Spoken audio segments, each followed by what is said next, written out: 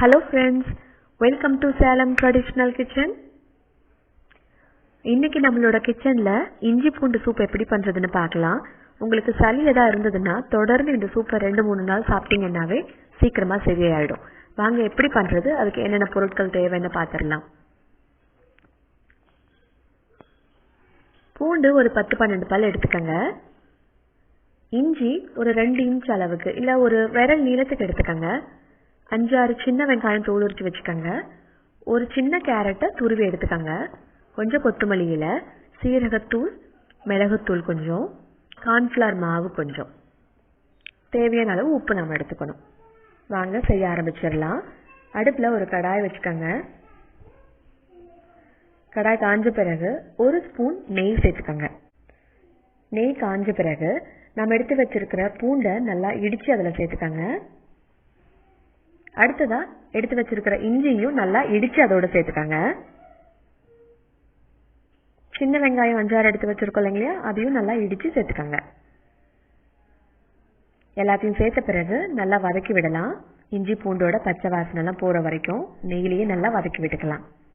இஞ்சி பூண்டை நம்ம பேஸ்ட் பண்ணி சேர்க்க வேண்டாம். இந்த மாதிரி நான் சொன்ன மாதிரி 1-2 இடிச்சு சேர்த்துக்காங்க. இஞ்சி பூண்டோட பச்சை வாசனை எல்லாம் போயிடுச்சு. நல்லா வதங்கி வந்த பிறகு 1 டம்ளர் தண்ணி சேர்த்துக்கலாம். ஒரு 5 நிமிஷம் இது கொதிக்கட்டுங்க. நல்லா வேகட்டும். அது நம்ம மூடி வச்சிடலாம். 5 நிமிஷம் ஆயிடுச்சுங்க. நம்ம சேர்த்துருக்கிற இஞ்சி பூண்டு வெங்காயம் நல்லா வெந்து வந்துருச்சு. இப்போ அடுப்பு ஆஃப் பண்ணிட்டு இதை ஆறின பிறகு ஒரு மிக்ஸி ஜார்ல சேர்த்து நல்லா நைஸா பேஸ்ட் ஆட்டம் அரைச்சி எடுத்துக்கலாம்.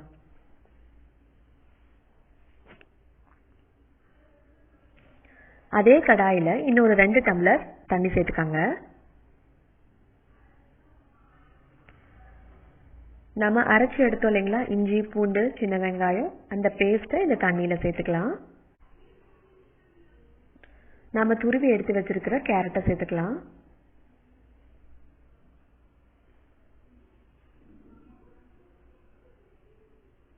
ஒரு 5 நிமிஷம் கொதிக்கட்டும். நம்ம மூடி வச்சிடலாம்.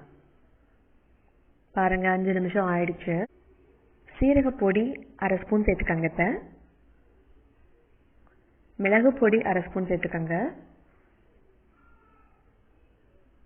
தேவையான அளவு உப்பு சேர்த்துக்கங்க. கார்ன்ஃப்ளவர் மாவு 1 ஸ்பூன் எடுத்திருக்கேன்னா அதுல தண்ணி விட்டு கட்டி இல்லாம கலக்கிட்டு அதை நம்ம சூப்ல சேர்த்துடலாம். ஒரு திக்னஸ் கொடுக்கும் சூப்புக்கு, அதுக்காக தான் நம்ம இதை சேர்க்கறது.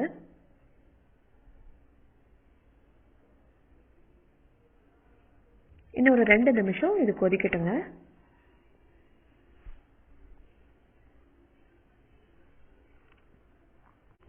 சூப் நல்லா திக்காயிடுச்சு. ரொம்ப திக்காயிடுச்சுன்னா நீங்க கொஞ்சம் தண்ணி சேர்த்துக்கங்க. இல்லை ரொம்ப தண்ணியா இருந்ததுன்னா நீங்க இன்னும் கொஞ்சம் கார்ன்ஃப்ளவர் கூட சேர்த்துக்கலாம். அவ்வளோதான், நம்மளோட இஞ்சி பூண்டு சூப் சூப்பரா ரெடி ஆயிடுச்சு. நீங்களும் இதே போல செஞ்சு சாப்பிட்டு பார்த்துட்டு எப்படி இருந்ததுன்னு எங்களுக்கு கமெண்ட் பண்ணுங்க. இந்த வீடியோ பிடிச்சிருந்ததுன்னா லைக் பண்ணுங்க, ஷேர் பண்ணுங்க. கடைசியா இறக்கிறதுக்கு முன்னாடி கொத்தமல்லி தழை தூவி இறக்கிடுங்க. ரெடி ஆயிடுச்சு. இப்போ இதை நம்ம சர்வ் பண்ணிடலாம். தேங்க்யூ.